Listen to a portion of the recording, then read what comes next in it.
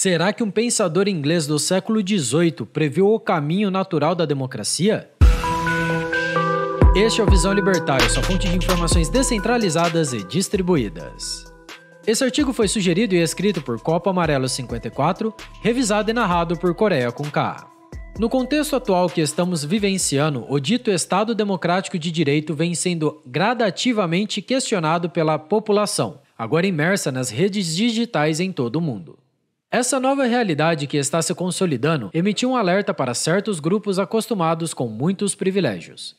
A internet nos deu a informação descentralizada e distribuída, a melhor forma de romper, usando meios pacíficos, a dominação imposta a nós pelas oligarquias já estabelecidas há décadas. No caso do Brasil, a questão é mais complexa ainda. O Poder Judiciário, mais especificamente o STF, vem nos últimos meses considerando críticas à democracia como sendo agressões à sua integridade e ataques antidemocráticos às instituições. Esses criminosos, de acordo com os ministros do STF, são na verdade membros organizados de milícias digitais, recorrentemente taxados como sendo de extrema direita. Usam como arma a própria internet, enquanto as redes sociais, tais como Twitter, Facebook, YouTube e Instagram, são suas munições. Para tais ministros, verdadeiras lavagens cerebrais coletivas são realizadas nas mentes da população, para lentamente solapar a nossa democracia. Tal compreensão daquilo que representa a internet é algo muito perigoso, pois pode ser usado para silenciar opiniões divergentes. Nesse momento, podemos perceber algo interessante. Se você quer saber quem te controla, descubra quem você não pode criticar. Ser contra a democracia faz parte daquilo que a democracia se propõe a ser. Logo, criticar as suas concepções basilares, tal como os meios adotados em uma eleição, acaba sendo sim um ato democrático. Expressar a sua opinião acerca dos indivíduos que dirigem o Estado e evocam os seus cargos como seu argumento ad verecundium derradeiro é um direito de todos nós. No momento em que o Estado democrático de direito é imposto e o juspositivismo passa a ser visto como uma obrigação, pressupõe-se que todos devam ser iguais perante a lei. Mas será que essa regra realmente se aplica a todos os indivíduos? Ou será que na verdade o que ocorre é aquilo dito por George Orwell em A Revolução dos Bichos? Todos os animais são iguais, mas alguns são mais iguais que outros. Sabemos que o Estado democrático de direito é a junção dos três poderes. O legislativo deve criar as leis, o executivo deve administrar usando as leis, e o judiciário deve garantir a aplicação de tais leis. Em tese, essa forma mais participativa de governo sugere a divisão do poder para evitar que o leviatã estatal consiga impor monocraticamente a sua vontade por parte de um membro. Mas o que acontece quando um desses três poderes decide que a sua vontade deve prevalecer perante toda a sociedade? Edmund Burke, nascido em 1729 na Irlanda e falecido em 1797 no Reino Unido, pode ser considerado como sendo um dos mais influentes intelectuais defensores do conservadorismo e liberalismo inglês. Possui muitas obras importantes, contudo, dada a tradição universitária brasileira, costumam em grande parte serem postas no obscurantismo pelos iluministas do saber. Uma delas merece destaque. Um livro que na verdade é um conto de cartas, uma discussão feita entre Burke e Charles Jean-François de Pont, onde esse último, um parlamentar francês que estava vivenciando a Revolução Francesa, gostaria de saber as opiniões que Burke possuía acerca dos eventos em curso. Tal conjunto de cartas se mostrou um livro essencial no pensamento conservador, já indicado inclusive pelo professor Olavo de Carvalho em seus cursos. Reflexões sobre a Revolução Francesa. Publicado em 1790, não é de fato um livro que fala sobre a Revolução Francesa, mas sobre aquilo que, de acordo com Burke, estava e poderia ocorrer na França. É um livro longo, pode ser interpretado de diversas formas. Entretanto, certas passagens são cirúrgicas e não deixam margens para muitas interpretações. Burke foi certeiro a identificar como o Poder Judiciário poderia vir a possuir problemas que fazem parte da sua concepção por si só como sendo um poder. Agora vamos usar o livro de Burke para compreender os rumos que qualquer Estado que possua o poder judiciário pode vir a seguir. Burke acreditava que os membros do alto escalão do poder judiciário são na verdade frutos de indicações de natureza puramente política e nada técnica, como nos fazem acreditar. Ou seja, para que alcancem o poder, devem ser indicados pelo representante máximo do Executivo, o Presidente da República, e devem receber o aval de membros do Legislativo, Senado. Quando empossados, os ministros deverão analisar diversos tipos de casos e atuarem como juízes, deliberando acerca do que é correto de acordo com as leis. Burke identificou os ditos tribunais democráticos como sendo um movimento orquestrado, apenas o início de algo muito maior, que possui como intuito centralizar o poder nas mãos de poucos. Nas palavras de Burke, esses órgãos administrativos são os grandes instrumentos dos atuais líderes em sua marcha da democracia para a oligarquia. Devem, portanto, ser colocados acima da lei. É do interesse daqueles que já estão na alta cúpula do Poder Judiciário e do presidente que os indicou que tais pessoas se alinhem com as suas visões de mundo e permaneçam por um tempo no poder. No Brasil, os ministros do STF saem de seus cargos em apenas 4 ocasiões. Ao completar 75 anos, como ocorreu em 2021 com Marco Aurélio de Mello, sendo esse o meio natural e mais recorrente da renovação da Alta Corte. Caso renunciem, como ocorreu com Joaquim Barbosa em 2009 por causa de problemas de saúde, caso venham a falecer, como ocorreu em 2017 com Teori Zavascki após o acidente de avião, e por fim, o impeachment, onde os membros do Senado devem julgar a causa empreitada contra o ministro sob suspeita.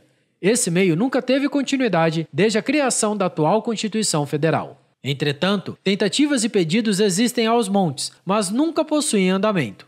Por quais motivos será que isso ocorre? Será que os vigilantes, os guardiões da Constituição, são de fato seres iluminados, perfeitos e que jamais, sob nenhuma hipótese, podem ser colocados sob suspeita de cometer crimes? Quis custodiet ipsus custodis? Perguntou Juvenal. A resposta? Ninguém. O Poder Judiciário é a encarnação da lei juspositivista do Estado Democrático de Direito. Ele foi criado não para equilibrar o jogo, mas para o controlar em última instância e ser imune às próprias leis que devem resguardar. Independentemente do que ocorra, o Poder Judiciário deve garantir que o Estado exista. Ele se sustenta por si só, pois após a indicação de cunho puramente política, os seus integrantes passarão a atuar pela sua consolidação. O Poder Judiciário, para proteger a democracia, as leis e garantir a existência do Estado, poderá agir fora da democracia e fora das leis, inclusive. Burke identificou mais um problema. Esse poder, dotado de autoridade de julgar todos os cidadãos, tem a tendência natural de ser parcial em casos específicos que possam os afetar. Caso porventura um dos seus ministros tenha alguma suspeita ou pendência passível de crime em andamento, os demais ministros terão poder para frear as investigações em curso. Por autorização judicial, podem ordenar a remoção de conteúdos na internet e que aplicativos apaguem mensagens, bloqueiem usuários e, no pior dos casos, prender pessoas simplesmente por estarem trabalhando como jornalistas. Já existem exemplos no Brasil, quando em 2019 o ministro Alexandre de Moraes abertamente censurou e multou a revista Cruzoé por investigar o ministro Dias Toffoli. Mais recentemente, o também ministro Alexandre de Moraes encabeçou uma cruzada de cunho pessoal contra o jornal Terça Livre e o jornalista Alan dos Santos. Nas palavras de Burke, se eles desejam dar a este tribunal qualquer aparência de liberdade e justiça, eles não devem evocá-lo ou enviar-lhe as causas relativas a seus próprios membros, a seu bel prazer. No caso do Brasil, para que o impeachment de um ministro do STF ocorra, os demais ministros devem aprovar a decisão do Senado. Essa questão acaba abrangendo também aqueles que indicaram os membros desse poder.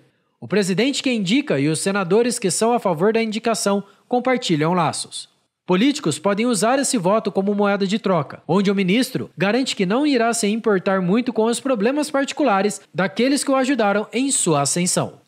Esse ministro pode usar do seu poder para controlar os políticos, fazendo com que eles atuem de acordo com a sua vontade. Caso contrário, podem perder o seu mandato e até mesmo serem presos. É um grande equívoco afirmar que tais indivíduos, que agora estão na mais alta corte, não possuem pensamentos próprios impregnados de ideologias. Todos acreditam em uma visão de mundo muito particular que não irá desaparecer no momento em que assumem o cargo e vestem uma capa preta.